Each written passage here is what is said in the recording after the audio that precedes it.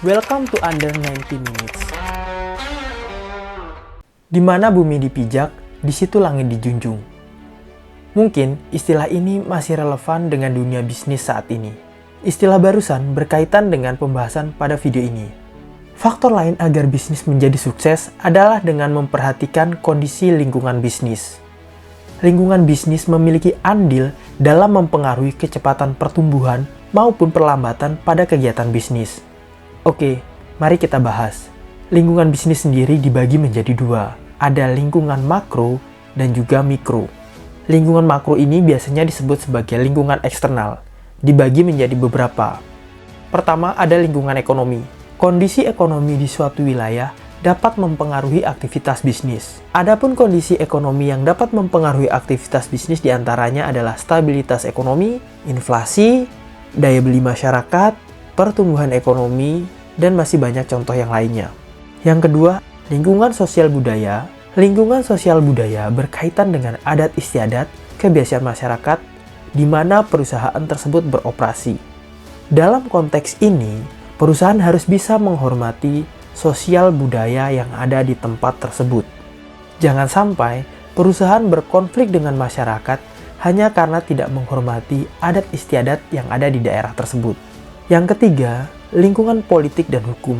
Politik dan hukum berkaitan dengan kebijakan yang dikeluarkan oleh pemerintah, khususnya yang mengatur kegiatan bisnis dan investasi.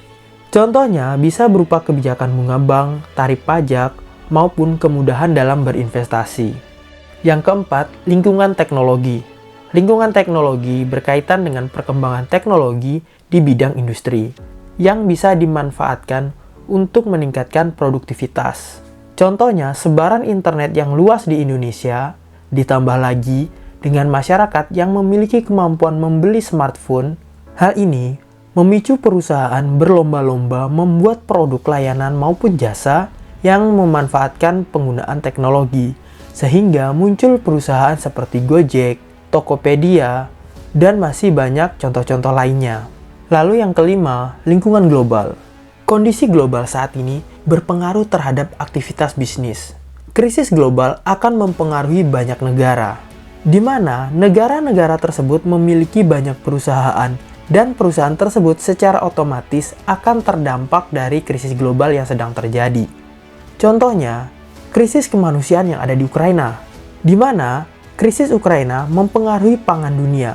Hal ini bukan tanpa sebab, karena Ukraina menjadi salah satu negara penghasil pangan dunia, di mana Ukraina menyumbang 10% gandum dan 15% jagung dunia. Dan masih banyak lagi sektor-sektor pertanian yang disumbang oleh Ukraina untuk dunia.